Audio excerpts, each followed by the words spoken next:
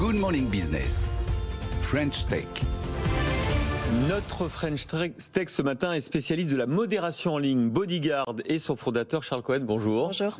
Alors vous êtes ce matin sur le plateau pour d'abord pour nous expliquer que le métavers va changer un peu votre business. Jusqu'à présent, vous modérez en ligne les contenus toxiques. 95% des contenus toxiques sont éliminés en 200 millisecondes avec vous, avec Bodyguard.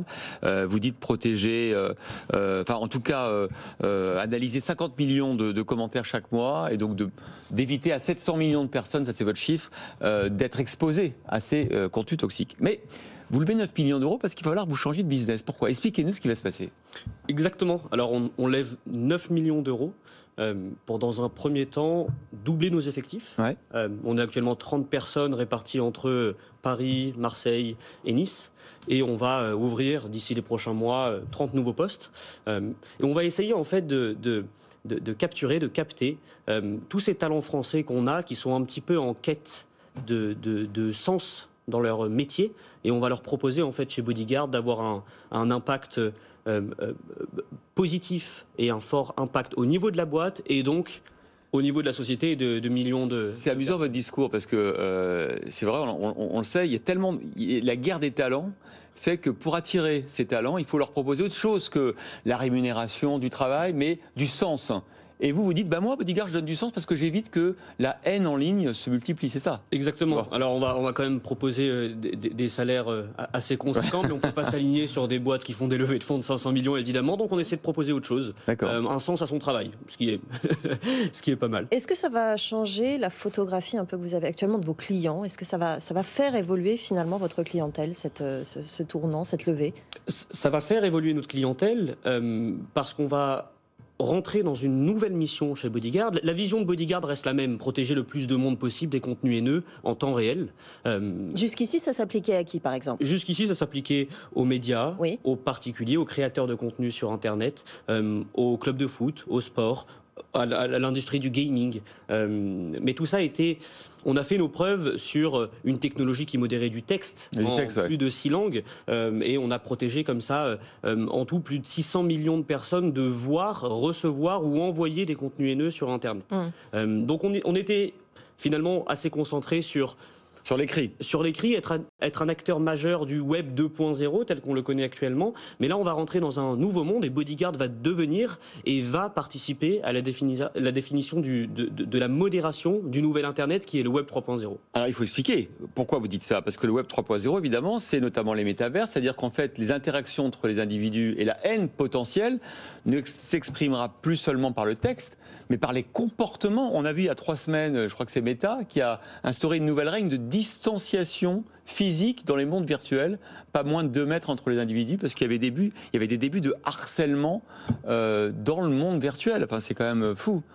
Exactement, c'est assez triste. On va finalement dans ce nouveau web, on va retrouver ce qu'on a actuellement, les réseaux sociaux qu'on a actuellement, mais également de nouvelles façons de communiquer, comme le métaverse, qui est un mot qui revient assez souvent ces derniers temps. Et quand on parle métaverse, on parle finalement de contenu audio, de contenu image, de contenu vidéo, de contenu textuel, de mauvais comportements. Et donc c'est tout ce que va développer Bodyguard dans les prochains mois, dans les prochaines années, grâce justement à ce doublement de notre effectif. Alors, comment l'intelligence artificielle va pouvoir détecter des comportements inappropriés, mais qui ne sont pas du texte, qui sont une manière d'interagir avec un avatar qui est pas correct. Enfin, qu'est-ce que vous allez regarder ? Qu'est-ce que l'IA va pouvoir apporter ? Alors, on peut identifier des mauvais comportements déjà en analysant les contenus, l'audio, le texte, l'image, la vidéo. Ça, on le fait déjà. Et en fonction du résultat de ces technologies-là qui vont nous dire si ces contenus sont haineux ou pas, et selon la masse de contenus haineux envoyés par telle ou telle personne, on peut déjà identifier un mauvais comportement. Mais le mauvais comportement, il ne s'arrête pas là. Le mauvais comportement, il peut aller plus loin. Ça peut être en fonction du déplacement qu'on va avoir dans cet univers-là. Ça peut être en fonction de qu'est-ce qu'on regarde avec nos yeux, parce qu'on peut avoir des situations de harcèlement sexuel simplement en fonction de quoi on regarde dans le métaverse. Et on va avoir également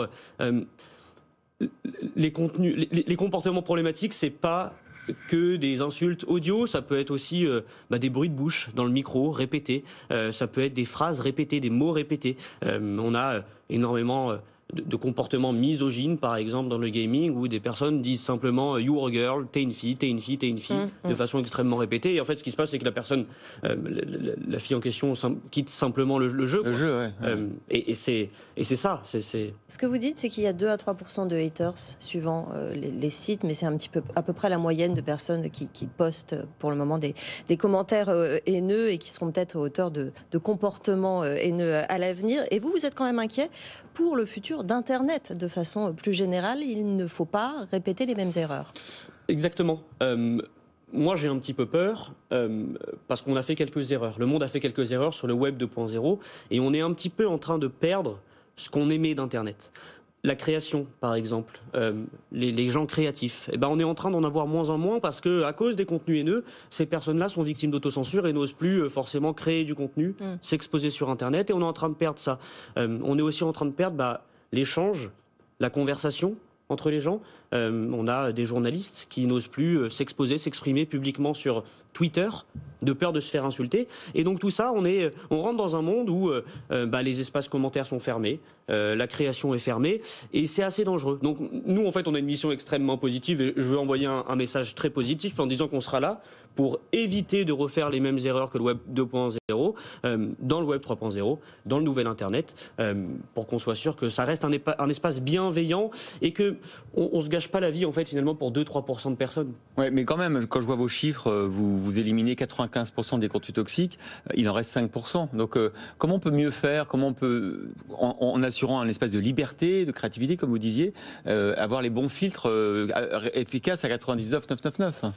Une partie de la levée de fonds, ça va être sur le recrutement de talents pour développer des technologies pour améliorer ce pourcentage. Ouais. Mais en fait, la technologie n'est pas forcément la solution ultime. Ouais. La technologie est un complément. Il y a des besoins derrière également de communication. Il y a des besoins de être avec les décideurs politiques pour aider et aller dans le bon sens. Il y a des besoins de réglementation pour lutter contre ces problèmes-là. Et c'est cet ensemble sur lequel on va travailler chez Bodyguard. Et vous n'introduisez pas des biais vous-même dans les filtres?